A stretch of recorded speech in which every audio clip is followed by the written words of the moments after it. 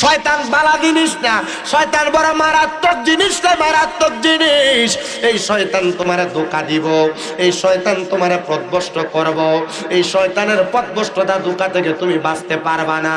এবার এটা হোক প্রকাশ্য শয়তান, হোক এটা অপ্রকাশ্য শয়তান।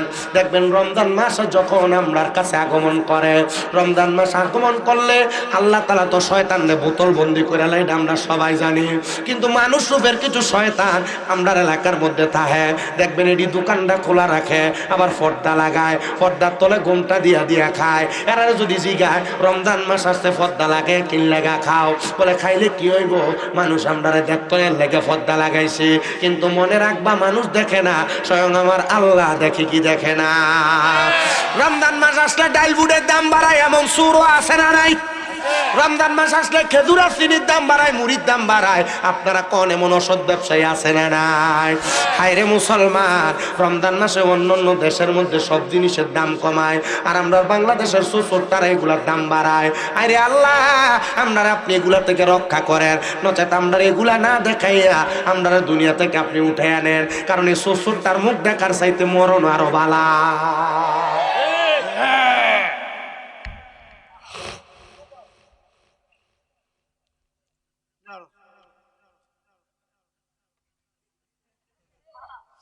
আব্বাজিরা তো যেই কথা বলতেছিলাম, শয়তান মানুষের প্রকাশ্য অপ্রকাশ্য শত্রু, হোক এটা মানুষ শয়তান, হোক এটা জিন শয়তান।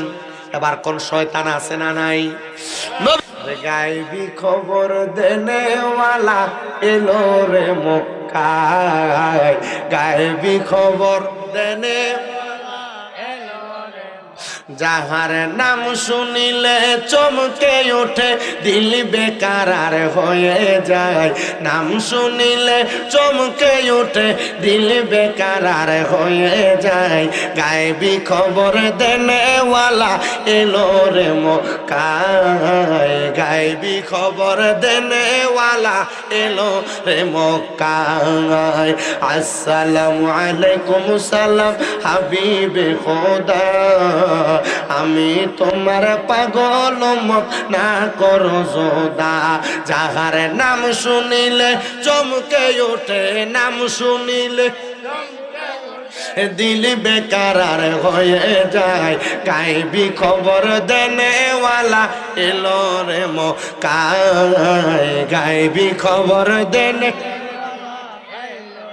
তাহলে আমার নবী গায়েবের খবর দেনেওয়ালা, প্রমাণ দেয় কে?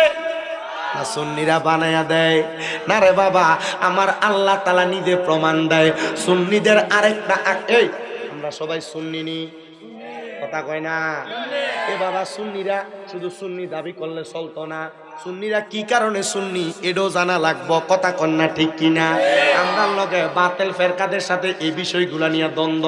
আমরা যে কাউরে ওহাবি কই, আমরা যে কাউরে বাতিল বইলা জানি, এগুলা জানার মানে হইল আমরা এডি মানি, তারা এডি মানে না, কথা কন্যা ঠিক কিনা? হে আমার ভাই বাবারা, বন্ধুরা, কাউরে গালি দেওয়া, কাউরে কটাক্ষ করা এটা আমার উদ্দেশ্য নয়। আমার কথা হইল আমি যেইটা মানি, কারোর ভালো লাগলে মানবে, কারোর ভালো না লাগলে মানবে না। আসেন আমার বাবারা, সুন্নিদের আরেকটা আকীদা, আমার দয়াল নবী রাহমাতুল লিল আলামিন নবী জিন্দা নবী। কেউ যদি কয় নবী মাটির সাথে মইরা ফচ্চা গইল্লা গেছে গা, আপনারা বলেন বাবারা, আপনারা এটা মানবেন নি? তাজাই না। তোমরা কেন দাঁড়ায় থাকবা? সামনে দিয়ে বইও, তোমরা বইলে দিয়ে একটা সোটা আমার বেশি দিয়া দেবো, দাও যা। এনে কত্তা ক্যামেরা লাগাইছি, দশ না, তোরা ভিডিও করা লাগবো, যা বিরিয়ানি খেবো, রাস্তা অনেক দাঁড়ায় রয়েছে, আসাই ভেটকা খালি দাঁড়ায় দাঁড়ায়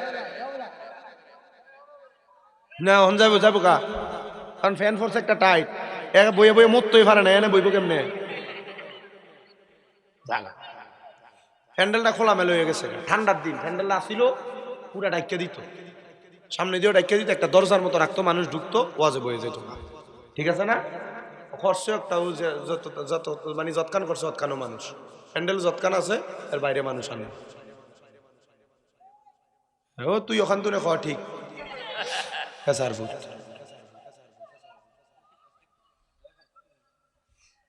আপনারা আসুন না আমার লোক কতখান। হুজুর বিরিয়ানি রেডি হয়েছে নি? ঠিক আছে ইনশাআল্লাহ আসুন নি ইনশাআল্লাহ। ফজরের নামাজ পড়তে না সারা রাত। আল্লাহ আপনারে কবুল করতে হোক, আমিন। আস্তে কইছেন যে আমি আরো জোরে কোন আমিন। আমার নবী জিন্দা, নবী বিশ্বাস আছে না নাই? একজন জিন্দা নবী শুইয়া আছে গো। আপনাদের কি কষ্ট হইতেছে? মোহাব্বতে গাইবা। একজন জিন্দা নবী শুইয়া আছে গো মদিনা শহরে, নবী গো আর কি দেখা হবে নিজীবনে, নবী গো ও আর কি দেখা হবে নিজীবনে।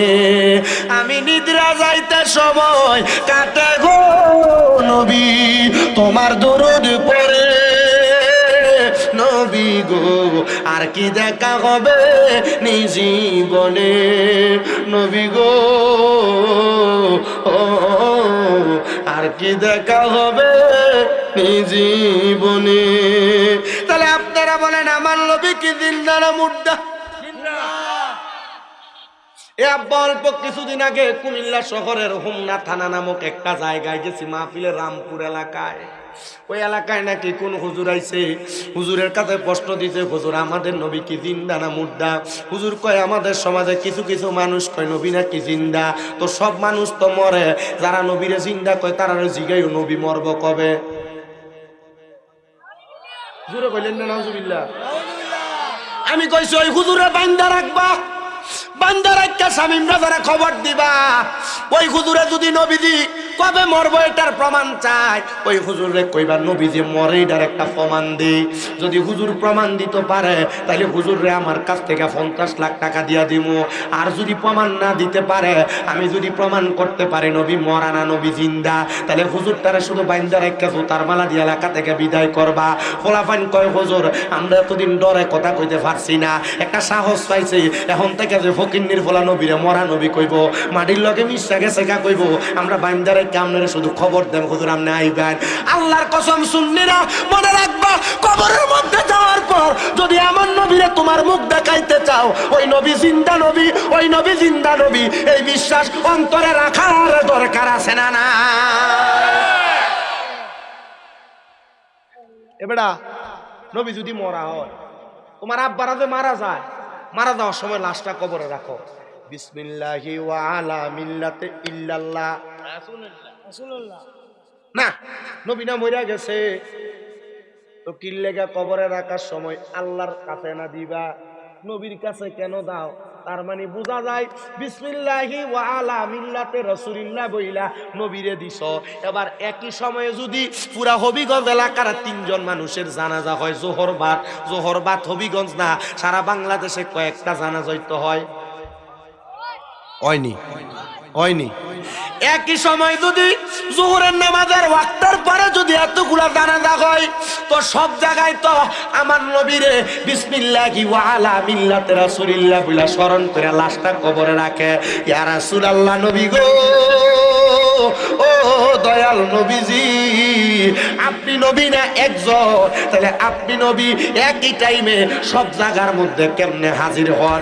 আমার নবীর একটা হাদিস আমি বললাম রে, আমার এই কচুয়ার আবদার বাবারা, ও হবিগঞ্জের বাবারা, আল্লাহর নবীর একজন সাহাবী আমার নবীর কাছে চোখের পানিগুলা সাইরা দিয়া কান্দে আর ডাক দিয়া কয় নবী গো, ইয়া রাসূলুল্লাহ, কবর জায়গাটা বড় মারাত্মক জায়গা, হাসর জায়গাটা বড় মারাত্মক জায়গা, মিজান জায়গাটা বড় মারাত্মক জায়গা, ফুলসেরাত জায়গাটা বড় মারাত্মক জায়গা, নবী গো আপনি নবীরে আমি সাহাবী কোন জায়গার মধ্যে তালাশ করব?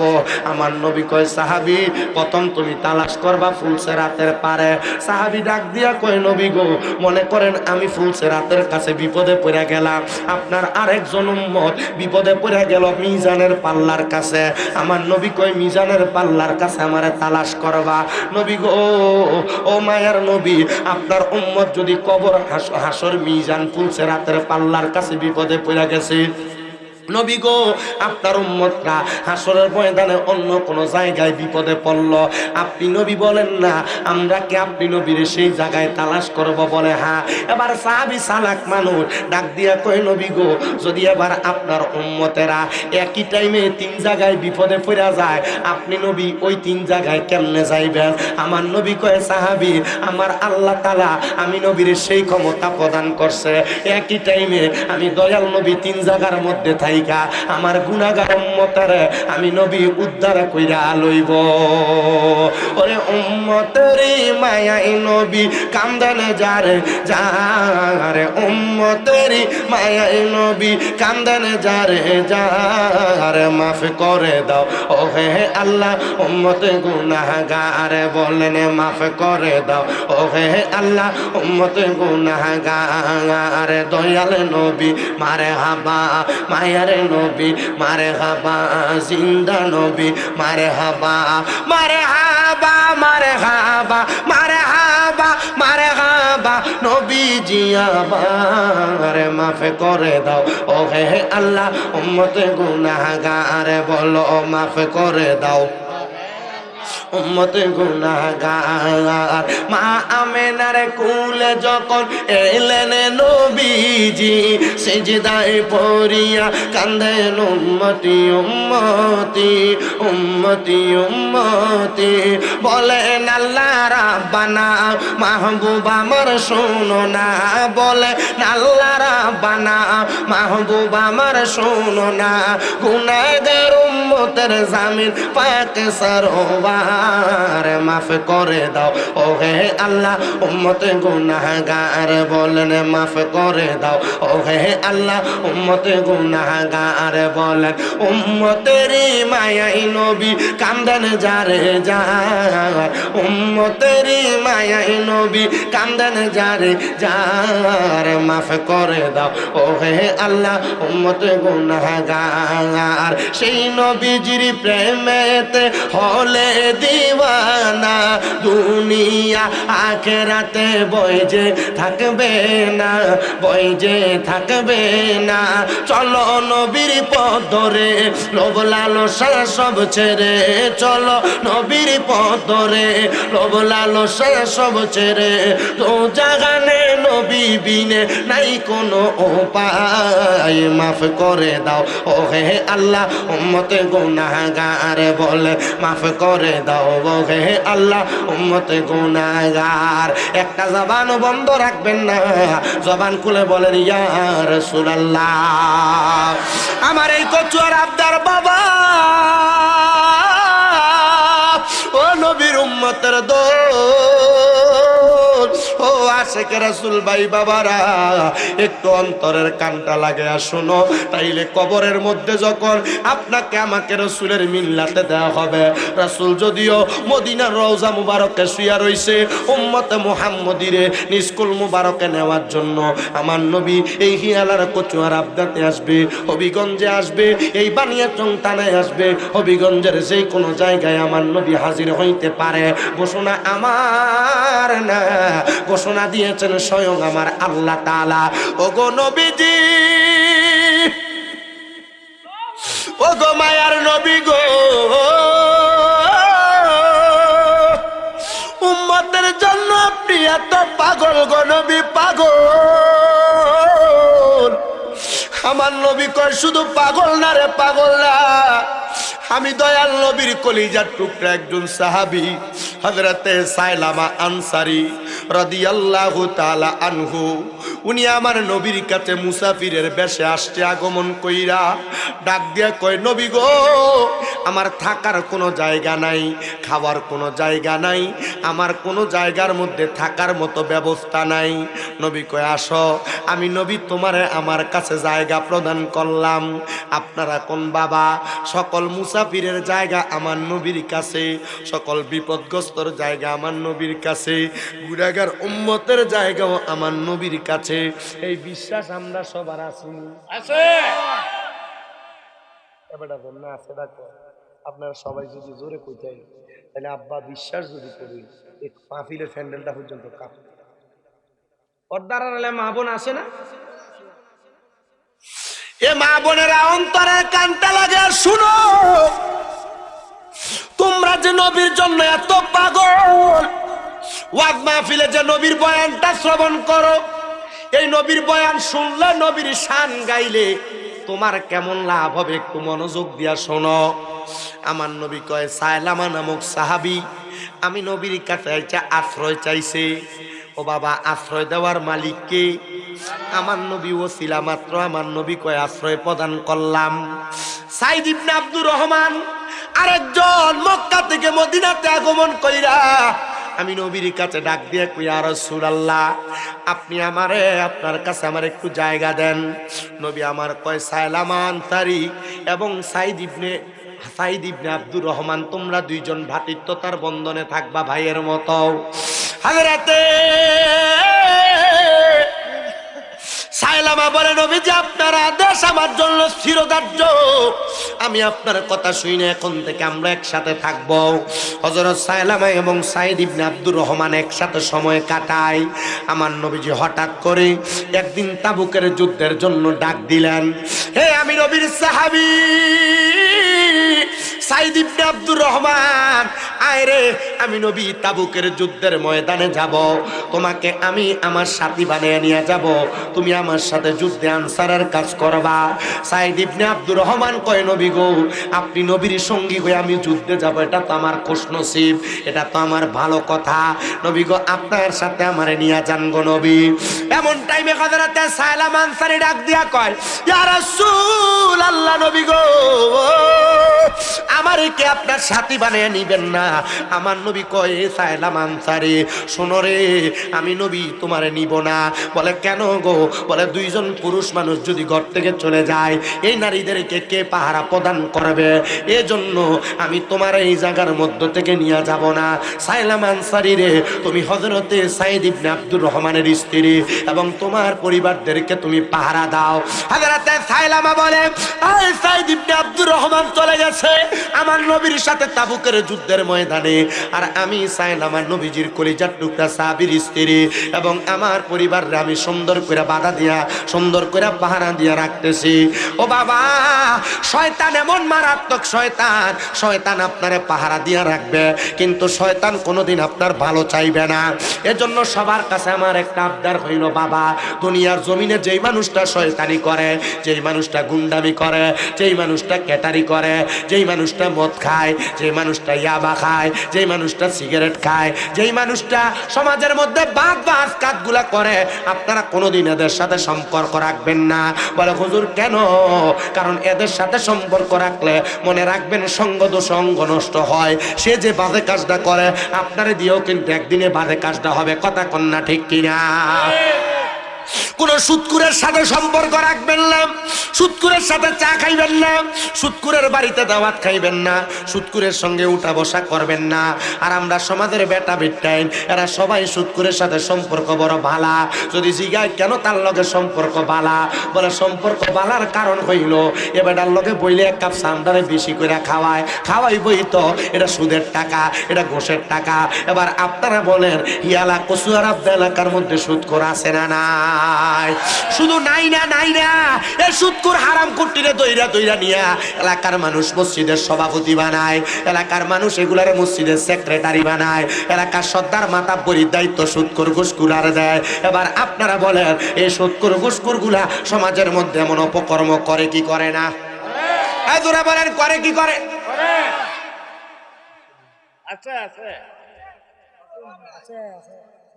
ওরে পাঁচশো রুটে পয়সা নষ্ট, যুবক নষ্ট সুদে, কুসমাজে গ্যারাম নষ্ট, খাদক নষ্ট সুদে। ওরে টাউনে গুইরা ছাত্র নষ্ট, কিটে নষ্ট ফুল। ওরে খারাপ রাস্তায় গাড়ি নষ্ট, দুলায় নষ্ট চুল রে, হেলায় হেলায় কার্য নষ্ট রে। দেখবা কচুয়ার আবদার চা দোকানে বইয়া লম্বা লম্বা কথায় সুদ কুট্টি বেশি কয়। ঠিক ঠিক। ওরে সুদে ভরা জীবন তোমার গেল রং বিরং বাইয়া,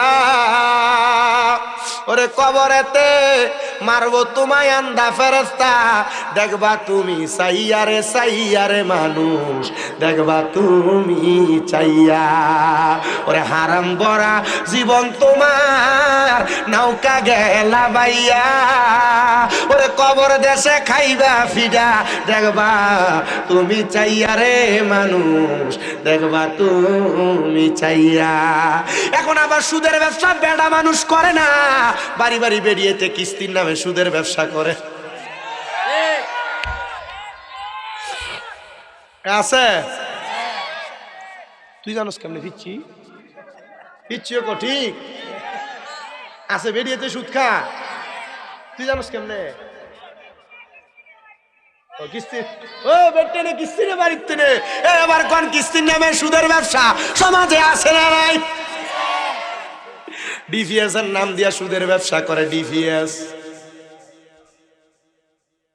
কথা কস থাকে আসেনি জীবনে। আব্বা এমন হারাম কষা মুখে ফাও দিয়া ফাও কেটো না, হচ্ছে যাবো গা সুদ আছে আছে সুদ। আপনার বউ দেখবেন আপনার ফার্ম দিয়ে সুদ খাওয়া, বলে কেমনে? আপনার বউ কইব তুমি যে যা ইনকাম করো সবটা তুমি শেষ করে লাও, আমরা আবুইতার তার ভবিষ্যৎ কিটা একটা ডিপিএস করে নাও, করাইনি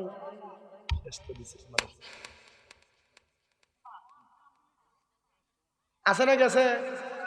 কি আছে গেছে গেছে গেছে।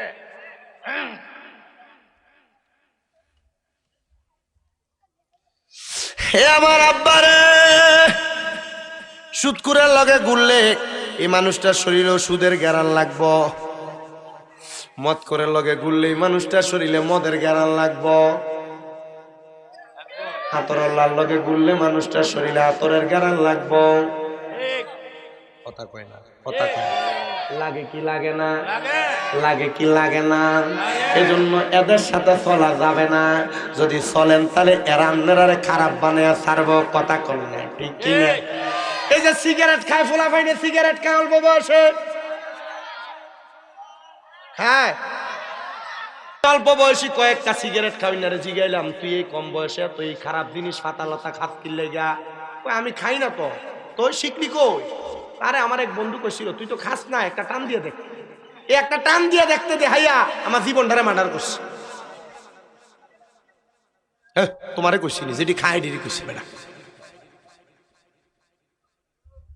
তাহলে যেই বন্ধু তোমারে কয় তুই তো খাসতে, একটা টান দিয়ে দেখ, এটা কি বালা বন্ধু না ফুংডা ফেংডা? কথা কয় না বালা না ফুংটা। আল্লাহ এমন বন্ধু তাকে আমরা হেফাজত করুক, জোরে কোনা আমিন। এই এবারে বাবা শুনো, নিজের কলিজার টুকরা সাহাবী হযরতে সাইলামা বাড়িতে মহিলাদেরকে পাহারা দিয়া রাখতেছে, আর সাঈদ ইবনে আব্দুর রহমান গেছে যুদ্ধ করার ভাল লাইগা। এবার হযরতে সাইলামারে আইসা শয়তান এবার ফাম দিতাছে, আয়া শয়তান সাইলামারে কইতাছে রে সাইলামা দেখছুনি সাঈদ ইবনে আব্দুর রহমানের বউটার চেহারা কত সুন্দর, তুমি দেখো না তুমি তার বউয়ের সঙ্গে একটা অপকর্মে লিপ্ত হইতে পারো না? রে বাবা না, শয়তান যত রকমের পড়াশোনা তোমার দেখ না কেন, তুমি যদি গুনাহ করতে যাইয়া গুনার দিক থেকে মুখটা ফিরে আনো, মনে রাখবা আল্লাহ তাআলা তোমার অধিক পরিমাণ ক্ষমা করবে। ওই নবীজির কলিজার টুকরা হযরতে সাইলামারে শয়তান এমন ভাবে ধোঁকা দেওয়ার চেষ্টা করতেছে। এবার শয়তানের ধোঁকাটা এমন ভাবে সাইলামার কাছে পাকড় করা হয়েছে।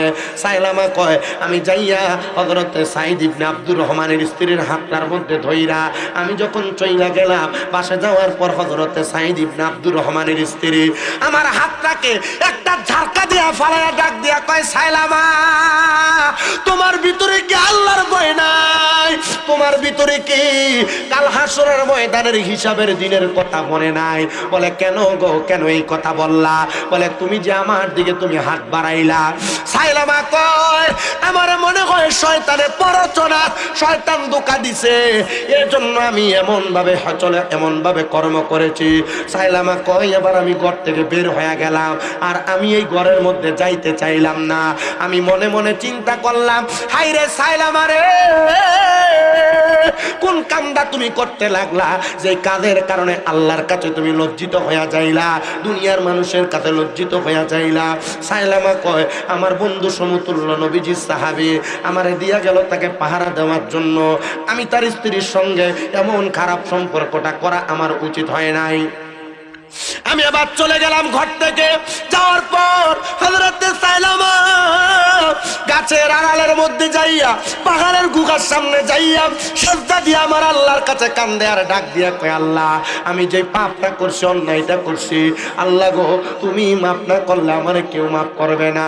আল্লাহ তো কয় লা তাকুনা তুমি রাহমাতিল্লাহ, আমি আল্লাহর রহমত থেকে নিরাশ হইও না।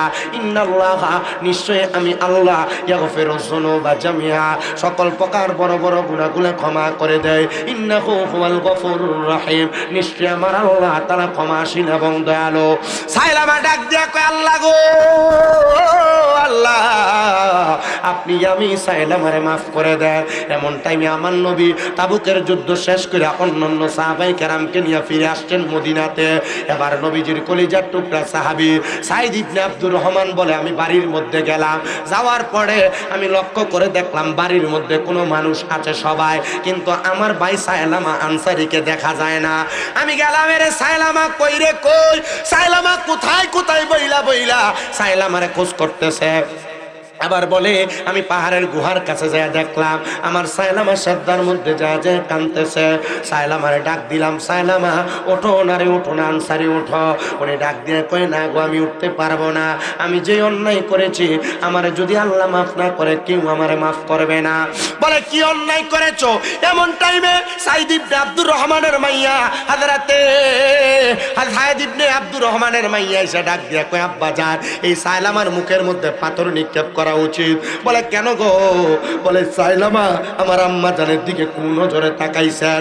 এবার ওই কলিজার টুকরা মাইয়ার কথা শোনার পর বলে না আমি এটা বিশ্বাস করি না, অবশ্যই এটা শয়তানের কোনো প্ররোচনা। উনি বলেন না গো আমি যেই কামটা করেছি অবশ্যই শয়তানের প্ররোচনায়, তবে আপনার কাছে আমার আবদার আপনি আমার হাতগুলা পাগুলা গাছের সাথে বাইন্ধা দেন যেন আমি এটার জন্য শাস্তি কামনা করি। হাতগুলা পাগুলা গাছের সাথে বাইন্ধা দিছে।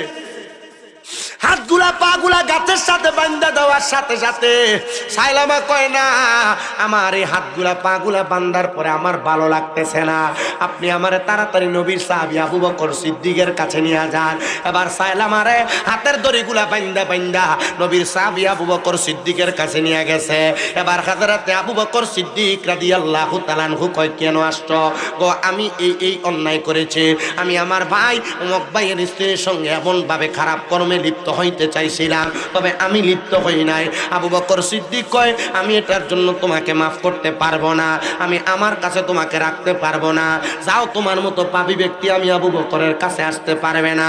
কয় নবীজির দ্বিতীয় সাহাবী হযরত ওমর ফারুক রাদিয়াল্লাহু তাআলা আনহুর কাছে আমারে নিয়ে যাও। এবার হযরত ওমর ইবনে খাত্তাবের কাছে নিয়ে গেছে। হযরত ওমর কয় কেন তুমি আমার কাছে আসলা?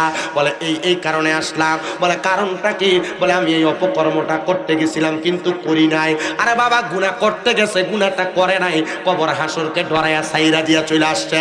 এবার সাহাবী ডাক দিয়া কয় না রে না, তোমাকে আমার কাছে রাখা যাবে না, তুমি এখান থেকে দূর হইয়া চইলা যাও। ডাক দিয়া কয় রে সাইলামা আবু বকরের কাছে গেলা তোমারে রাখলো না, ওমরের কাছে গেলা তোমারে রাখলো না। সাইলামা ডাক দিয়া কয় নবীজির আরেকটা সাহাবী আছে ওসমান জিন নুরাইন, ওনার কাছে নিয়ে যাও। হযরত ওসমান জিন নুরাইনের সামনে নিছে। হযরত ওসমান ঘটনা শুই না ডাক দিয়া কয় না তারে আমার কাছেও রাখা যাবে না, তারা আমার কাছ থেকে নিয়ে যান। এবার গেছে মাওলা আলী মুশকিল কুচার কাছে বেলায়েতের বাচ্চা মারহাবা করলাম।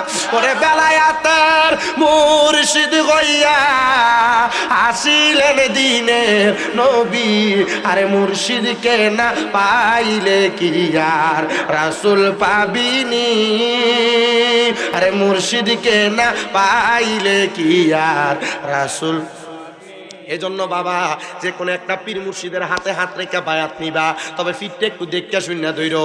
এমন বহুত পীরের খবর আমি পাইছি হবিগঞ্জে আসার পর, মুড়িদে নাকি সিগারেট ধরে দেয়, ফিরে সিগারেট খায়। এমন বহুত পীরের খবর পাইছি, ফিরে বইয়া থাকে বেটে নেই, ফিরের সামনে বইয়া থাকে। এমনও ফির আছে না নাই? এরা ফির না, এরা শয়তান। এরা ফির না, এরা শয়তান। হক্কানি ফির চিনার একটা উপায় তোমরা কইয়া দিয়া যায়। আমার নবীরে সাহাবায়ে কেরাম কই নবী কেমনে চিনাম? আমার নবী কয় ইজারু উযুকিরাল্লাহু আযজা ওয়া জাল্লা, যে ফিরে চেহারার দিকে চাইলে আল্লাহ নবীর কথা মনে হইব, এটাই হলো হক্কানি ফির। মারহাবা। এটা বেটটেন লয়ে বইয়া থাকে, এটা ফির না। বেটটেন থাকবো পর্দার আড়ালে, বেটটেন ফিরের সামনে আইব কি লেগা? নবীজির দরবারে বেটটেন যাইতো না, পর্দার আড়ালে থাকতো। নবী পিছন থেকে আলেমার আওয়াজ দিত, মহিলারা নবীজির মুখের বায়াতের বাণী শুনতো। কথা কন না কে রে? আরে এসব ফির নামে জিরার লাগে আমরা শুননি হক্কানি ফিরার বদনাম, ঠিক কিনা? তাহলে হক্কানি ফির কোনটা? বেটটেন লয়ে যেটা বইয়া থাকে সিগারেট খায় এইটা, না এটার দিকে চাইলে আল্লাহর কথা মনে হয়, আল্লাহ নবীর কথা মনে হইব ফিরের দিকে চাইলে? কারণ ফিরে ঠোঁটে দিতে কালো হয়ে থাকে সিগারেট খাইয়া, আমার দাঁত চলে গেছে কিটা বন্ধ। আবার দেখবা এই ফিরের কিছু কিছু মুরিদ পিছন দিয়ে নাম দিছে উরুস মুবারক, বেটে নেই না স্যার। কথা কন না করে, বাউল গান করে, বাউল গান। হারাম হারাম হারাম। আমি ফিরের পক্ষের লোক, বিপক্ষের লোক না। আমার কথা হইলো ফির যদি শরীয়ত বিরোধী কাম করে, এ ফির তালাক। কথা কয় না কেন? আপনি ফিরের মুরিদের নাম দিলেন, আপনি বাউল গান করতে, কথা কই না করে, ঠিক আছে নি? আর যদি এমন ফির কেউ ধরে থাও, এ ফির তালাক দাও, বালা ফির ধরো, সময় থাকতে। আল্লাহ আপনারা বাঁচার তৌফিক দাও। আস্তে কয় আমিন। অনেকে আমারে কষ্ট নিতে পারেন, খারাপ মনে করতে পারেন, আমি কিন্তু এত সাধারণ মানুষ হয়ে আসছি আপনার কাছে ওয়াজ করতে। আব্বা গো, শরীয়তের মৌলিক বিধানগুলা যেগুলা জাইন নই আইছি আপনার কাছে। আমি ছোট মানুষ হইতে পারি, আপনাদের দোয়ায় কুমিল্লাতে আমার 6-6টা মাদ্রাসা চলে। এমনে চালাই না, 6-6টা মাদ্রাসার মধ্যে 1170 জন ফলাফাইন। 1170 জন ফলাফাইনের মা বাপও কন্ট্রোল করা লাগে। আমরা ফলাফাইনটা দেখতে এলে কত রকমের কথা শোনা লাগে না? আমরা তো নিজেরা বুঝি। আপনার কি কষ্ট হচ্ছে? কারো গায়ে ফিরে দিতেছে না, বললে কি হইব? মানে তোর কত হইলে হুজুরে টিয়ে দিয়ে আনছি, হুজুরে মুনির মতো খাড়াই আর পরে কুমিল্লা ফাড়া।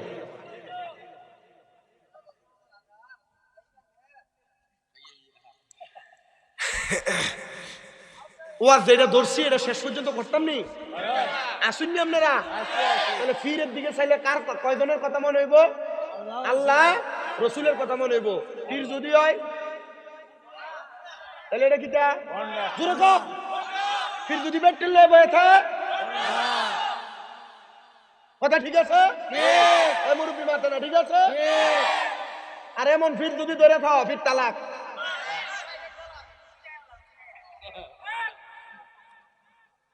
আল্লাহ আমরা বুঝার তৌফিক দান করো, জুড়ে কও আমিন। আরো মোহাব্বতে কন আমিন, আরো জবান খুলে কন না আমিন। এ বন্ধুরে, এ নবীর উম্মতের দল, এ আশিকে রাসূল ভাই বাবারা, এ নবীর উম্মতের দলেরা, এবার ডাক দিয়ে কয় নবীর সাহাবী হযরত আলীর কাছে গেলাম। ওগো আলী, আমি এই কারণে আল্লাহর কাছে ক্ষমা প্রার্থনা করি, আপনি কি আপনার কাছে রাইখা আমার তওবা করাইবেন? হযরত আলী কয় না, তোমার জায়গা আমার কাছে নাই। এবার কয় যে তো 4 জন সাহাবীর কাছে গেলাম, কেউ আমার জায়গা দেয় নাই। এবার আমি দৌড়ে গেলাম আমার নবীজির দরবারে। আপনারা বলেন বাবা, আমার নবীজি চাইলে উম্মতে মুহাম্মদের গুনাহগুলো আল্লাহর কাছ থেকে মাফ করাইতে পারে কি পারে? ওরে নবীজি আমার উম্মতের কান্দার, না নবীজি উম্মতের পরে সাফায়াতের বারো গো আল্লাহ দিয়াছেন যারে, চিনলি না তোরা সেই নবীরে ও হাবি, চিনলি না তোরা। পরে নবীজি আমার উম্মতের কান্দার, নবীজি আমার উম্মতের কান্দার, সাফায়াতের বারো আছেন যারে চিনলি না তোরা সেই নবীকে চিনলি না তোরা সেই বাজানো আমার নবীর সামনে সাহাবী গেছে সাইলামা ডাক দিয়া কয় ইয়া রাসূলুল্লাহ নবী গো আমি তো এই কাজটা করতে গেছিলাম বাজে কাজ নবী গো কবর হাসর মিজানে ডরায়া শয়তানের দোকার মধ্যে পড়ার পর আমি কাজটা বন্ধ করে দিছি করি নাই নবী গো আপনার দরবারে আমারে রাখেন না আমার নবী কয় না আমি আপনারে আমার কাছে রাখতে পারবো না জান ওই সাহাবী আমার নবীর দরবার থেকে চইলা গেছে এই যারা যারা ওই সাহাবী সাইলামার হাতের মধ্যে দড়ি বাঁধা এই দড়িগুলা দেখছে ওনারা দড়িগুলা সাইরা দিয়া সাইলামারে সেরা দিছে এমন টাইমে রে বাবা ওই সাইলামা কোথায় জানি গেছে এলাকার কেউ সাইলামারে কুইজা পায় না আর সাইলামা যখন আমার নবীর দরবারে ওই সাইলামার মাইয়াটা সাইলামার হাতে ধইরা কয় আব্বা আমি আপনারে শেষবারের মতো আব্বা ডাকলাম আপনি যে অপকর্ম করছেন আপনার অপকর্মের কারণে আমি আর কোনোদিন আপনারে বাবা কইয়া পরিচয় দিতাম না নবীর চারজন সাহাবী আপনারে মাফ করে নাই আমার নবী নিজে আপনারে নবীর কাছে জায়গা দেয় নাই তাহলে আমি মাইয়া কেমনে আপনারে বাপ কইয়া পরিচয় দিতাম জান জান জান আপনারে যদি এই পাঁচজন মিলা মাফ না করে আমি মাইয়া আপনারে মাফ করতাম না সাইলামা ডাক দিয়া কয় আল্লাহ আপনি আল্লাহ তাআলার কাছে আমার ফরিয়াদ গো আল্লাহ আপনি আল্লাহ যদি আমার মাফ না করেন গো কে মাফ করবে গো আপনারা এখন মাফ করার মালিক একজন তিনি কে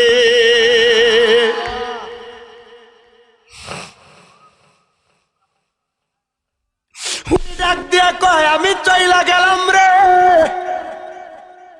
এমন টাইমে আমার নবী ডাক দেয় কইরে আবু বকর কইরে উমর কইরে উসমান জিন নূরাইন কইরে মাওলা আলী আরে আমার সামনে আয় আমি নবীর কাছে জিব্রাইল আগমন করছে রে নবী গো কেন জিব্রাইল আগমন করছে বলে আমার আল্লাহ তাআলা আমার সায়লা আমারে মাফ করে দিছে যারে আবু বকর আমার সায়লা আমারে নিয়ে আয় আমি নবীর কাছে আন উমর কই নবী আমার কাছেও তো আসতে আমার নবী কয় আবু বকর উমর রে নিয়ে যাও উসমান জি নূরাইন কই নবী আমার কাছেও তো আসতে মাফ চাইবার লাগা কই উসমান রেও নিয়ে দাও হযরতে আলী ডাক দিয়া কই নবী আমার কাছেও তো আসতে জায়গার লাগা আমি তারে তারায় দিছি কয় হযরত আলী রেও নিয়ে যাও চারজন সাহাবী কত জায়গার মধ্যে তালাশ করে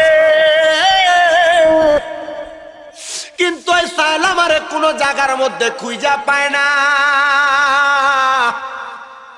খুঁজতে খুঁজতে কত জায়গায় গেছে পাহাড়ের গুহার সামনে যে কত মানুষকে দেখে কিন্তু সাইলামারে দেখে না সাহাবায়ে কেরাম জিজ্ঞাসা করে এরে পাহাড়ের গুহার মানুষ তোমরা কি আমাদের সাইলামারে চিনোনি যে সাইলামা আল্লাহর কাছে মাপ চাইতে চাইতে এদিকে চলে আসছে দৌড়ায়া সাহাবায়ে কেরামের উত্তরে পাহাড়ের বাসিন্দা ইহুদিরা উত্তর দিতে পারে না কিন্তু একজন ডাক দিয়া কয় এই নবীর সাহাবীরা আমরা বলতে পারবো না সাইলামাকে আমরা চিনি না তবে এমন দুইটা সময় আমরা একটা কান্নার আওয়াজ গুনগুনে শুনতে পাই একটা হলো আসরের পরবর্তী সময় আর একটা হইল রাতে ফজরের নামাজের আগবর্তী সময় আমরা শুনি কে জানি গুনগুনে গুনগুনে আল্লাহর কাছে মাফ চাই আমরাও তো মাফ চাওয়ার দরকার ও আমার আল্লাহ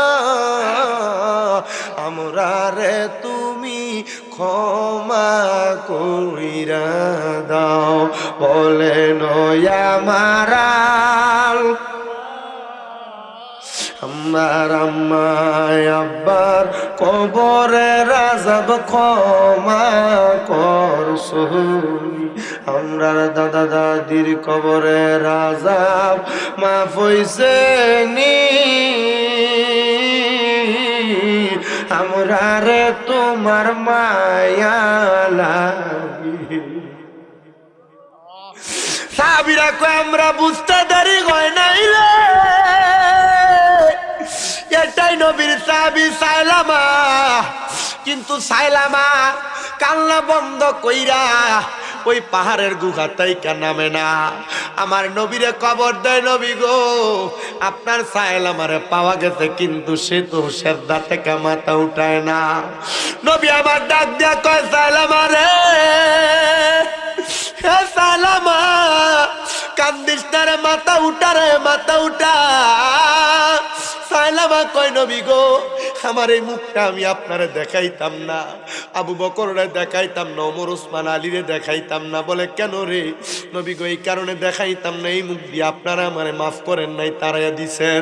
আমার মাইয়া পর্যন্ত আমারে বাপ বইলা ডাকতে অস্বীকৃতি জানাইছে। আমার নবী কয়ে, সাইলামা ওঠো রে ওঠো, আমার আল্লাহ খবর দিছে তোমারে মাফ করে দিছে।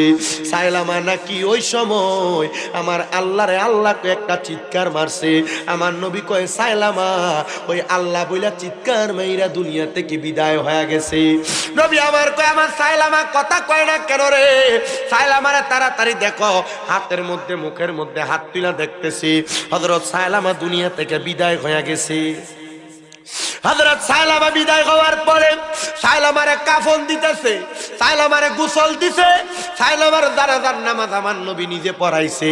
হযরত ওমর কই, ইয়া রাসূলুল্লাহ, নবী গো, আপনি সাইলামারে মাফ করেন না, এখন সাইলামার জানাজা আপনি পড়াইতেছেন। নবী আমার ডাক দিয়া কয়, সাহাবী, আল্লাহ যারে মাফ করে দেয় আমি নবীও তারে মাফ করে দেই, আবার আমি নবী যারে মাফ করে দেই আমার আল্লাহ তারে মাফ করে দেয়। এই জন্য আমি নবী নিজে তারা জানাজার নামাজ পড়াই। সাহাবায়ে কেরাম কই, ইয়া রাসূলুল্লাহ, বুঝতে পারলাম গো, তাহলে আমার আল্লাহর কাছে মাফ চাইনি, আল্লাহ মাফ করে দেয়, আপনি নবী তার প্রতি রাজি খুশি হয়ে যান। এই আমার আজকে হিয়ালা কচুয়ার আবদার বাবারা, আপনারা কত গুনাহ করলেন, আপনাদেরকে আমার আল্লাহ মাফ করছে কিনা আপনারা নিজেও জানেন না। হায়রে বাবা, আপনারা গোপনে গোপনে গুনাহ করছেন, লুকিয়ে লুকিয়ে গুনাহ করছেন। আপনার গুনার খবর আপনার মা জানে না, গুনার খবর আপনার বাবা জানে না। আপনি কামাই রুজি করতে যায় গুনাহ করছেন, যেই সন্তানরে খাওয়াইতে যায় ওই সন্তানকে যদি ময়দানে মাশরে বলেন আপনার একটা আমল দিয়া সহযোগিতা করার জন্য, সন্তান আপনি বাবারে বলবে আপনারে চিনে না। যে স্ত্রীকে দামি জামা কাপড় পরাইবার জন্য আপনি দুনিয়াতে মিছা কথা কইয়া কইয়া ব্যবসা কইরা বেড়াইছেন, ওই স্ত্রী আপনার একটা নেক আমল দিয়া সহযোগিতা করবে না। আবার চিন্তা করে দেখো রে, তোমার মা তোমার আব্বা যান তোমারে ভালো খানা দেওয়ার লাইগা তোমার আব্বা আম্মা কত ওয়াক্ত নামাজ কাজা করছে, কিন্তু এখন তোমার আম্মা আব্বা অন্ধকার কবরে। আম্মা আব্বা কবরে কেমন আছে তুমি সন্তান জানো না, আম্মা আব্বার কবরের অবস্থা সম্পর্কে তুমি বলতে পারো না। ও মা, আপনি কবরে কেমন আছেন আসলেই তো আমি জানি না। ও আব্বা, আপনি কবরে কেমন আছেন আসলেই তো আমি জানি না। আরে আব্বা আম্মা কবরে কেমন আছে তুমি জানবা কেমনে? আব্বা আম্মা তো তোমার মানুষের মতো মানুষ কইরা দিয়া আজকে অন্ধকার কবরের বাসিন্দা। আব্বা আম্মা যে তোমারে নিজে না খেয়ে খাওয়াইছে, তুমি সন্তান ওই কষ্টের কথা ভুলে গেছো। তোমার আব্বা জান সিরা লুঙ্গিটা পইরা পইরা সময় কাটাইছে, কিন্তু তুমি সন্তান রে দামি জামা কাপড় তোমার আব্বা জান কিনা দিছে। ঈদের দিনে আব্বা জান পুরান জামা কাপড় পরছে, তুমি সন্তান রে সুন্দর সুন্দর জামা কাপড় কিনা দিছে। আব্বারে যদি জিগাইতা আব্বা আপনি কি নতুন কোন জামা কাপড় পরবেন না, আব্বা বলতো এখন কি আর আমার ঈদের বয়স আছে নাকি। আব্বা তুমি সন্তান রে নতুন জামা কাপড় কিনা দিয়ে আব্বা আর কিনতে পারে নাই, অভাবের কথা বলে নাই। আইরে আমার যুবক, এ মুরব্বী বাবা, একবারে চিন্তা করে দেখো, তোমার মায়ের কাপড় রাস্তার মধ্যে 10-20 টাকা বাইন্দা রাখতো, তোমার মা ওই টাকাটা খরচ করে নাই, তুমি সন্তান স্কুলে মাদ্রাসায় যাওয়ার সময় দিয়া দিছে। ও মা, ও আব্বা, আপনারা কি টাকাগুলা খরচ করতে আপনার মন চায় না? মা বাপ আপনার দিকে তাকে মুচকে একটা হাসি দিত, কিন্তু আজকে ওই মা বাবা অন্ধকার কবরে। মার কাপড়টা ছিঁড়া থাকতো, কিন্তু আম্মা জান কোনো নতুন জামা কাপড় কিনতো না। তোমার পকেটে টাকার অভাব নাই, কিন্তু তুমি তোমার আম্মা জান একটা কাপড় কিনা পরাইতে পারো না। তোমার মা দুঃখিনী অন্ধকার কবরে। তোমার আব্বা জান যে জুতা পরতো, জুতার মুরালি দিয়া ছিঁড়া যাইতো, পায়ের মুরালিটা রাস্তায় লাগতে লাগতে পায়ের গোড়ালি ফাইটা গেছে, আব্বা জান আইসা বলে নাই। কিন্তু তুমি সন্তানকে নতুন জুতা কিনা দিতে, তুমি শীতের রাত্রবেলা ওই জুতা পইরা রাত্রে খাটে ঘুমায় গেছিলা, খাটের মধ্যে ঘরের মধ্যে দৌড়াদৌড়ি করছো, তুমি কি সন্তানের কষ্টের কথা বুইলা গেছো? এখন কার জামানায় অনেক সন্তান বিয়া করার পরে মা বাপরে আলাদা কইরা দেয়। এখনকার জামানায় ওই সন্তান দুইটা কথা শুই না মা বাপরে জুদা কইরা দেয়। বউ কথার কথায় বলছে, তুই একা নাকি? তোমরা তো 2-3 ভাই আছো, তুমি কি লেগে একা একা তোমার মা বাপরে ভাত খাওয়াও? এই কথা শুই না তুমি তোমার মা বাপরে জুদা কইরা দিছ। সন্তান রে, তুমি তোমার 2-3 কথার সাথী পাইয়া মা বাপরে ভুইলা গেছো। দে রে দে, তোর পাগুলা আমার সামনে দে। কোন সন্তান যদি মা বাপরে ভাত না দিয়া থাকো, আম্মা আব্বারে জুদা কইরা থাকো, আম্মা আব্বা এক বেলা এই ঘরে, আরেক বেলা ওই ঘরে, আরেক বেলা ওই ঘরে ভাত খেয়ে থাকে, আমি তোমার কাছে আবদার করব রে বাবা, ওই আম্মা আব্বার কাছে এখান থেকে যে মাপ চাইবা। কেউ যদি ওই মা বাপরে দমক দিয়া কথা বইলা থাকো, আমি তোমার কাছে আবদার করব, এখান থেকে বাড়িতে যে মা বাবার কাছে মাপ চাইবা। ওই আম্মা আব্বার মনে কষ্ট দিয়া হিয়ালা এলাকা, কচুয়ার আবদা এলাকায় সারা হবিগঞ্জ, সারা সিলেটের বড় আলেম দিয়া ওয়াজ করাইবা, কোনো লাভ হবে না। কত মা বাবা খানার কষ্ট পায় কান্দে, কত মা বাবা সন্তানের দমক শুইনা শুইনা কান্দে। সন্তান রে, ওই মা বাপরে তুমি ভাত দাও না, সন্তান রে ওই মা বাপরে তুমি দাম দাও না, ধমক দাও। হায় রে, ওই আম্মা আব্বা যদি মইরা যায়, সন্তান ওই আম্মা আব্বার কষ্ট তুমি বুঝবা, আম্মা আব্বার অভাব তুমি বুঝবা। আগে তুমি এক বেলা ভাত না খেলে মা তোমার বারবার বলতো ভাত দি খাস না, পেটটা দি তোর পিঠের লগে লাইগা রইছে। এখন যদি 2-3 বেলা খানা না খাও, কেউ একবার আইসা জিজ্ঞাসা করে না সন্তান খানা দি খাও না, জিগাইব কে? তোর মা তোর আব্বা দি অন্ধকার কবরে। আগে রাস্তাতে রাত্রবেলা একটু বেশি সময় থাকলে আব্বা দমক দিয়া পাঠাইয়া দিত, এখন তোমার কেউ দমক দেয় না, দমক দেওয়ার কোনো মানুষও নাই, আব্বা জান অন্ধকার কবরে। এ সন্তান, এ নবীর উম্মতের দল, এ আশেকের রাসূল ভাই বাবারা, আমি তোমাদের কাছে করজোরে আবদার জানাই রে বাবা, যদি ওই মা বাপরে ভাত না দিয়া থাকো, আম্মা আব্বারে কষ্ট দিয়া থাকো, আম্মা আব্বারে কোনোদিন দমক দিয়া কথা বইলা থাকো, দাও তোমার পাও আমার সামনে দাও, আমি শামিম দাদা জিব্বা দিয়া তোমার পাওটা পরিষ্কার কইরা দেই।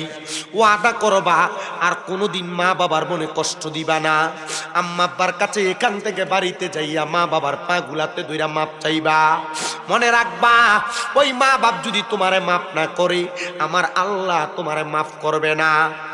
আম্মা আব্বার পাউডির মধ্যে দুইরা রাখবা, দুইরা বলবা, মা গো মা, ও আব্বা, আপনারা যতক্ষণ আমারে মাফ না করবেন ততক্ষণ আপনারা পাও ছাড়তাম না। আরে মা বাবা, ওই মা বাবা যদি তোরে মাফ কইরা দেয়, তোর সফলতা কেউ আটকাইতে পারবে না। অনেকে চিন্তা করে, হুজুর আমি কোনোদিন আমার মা বাবার সাথে অন্যায় করি নাই, আমিও কি আমার মা বাবার পায়ে ধরে মাপ চাইবো?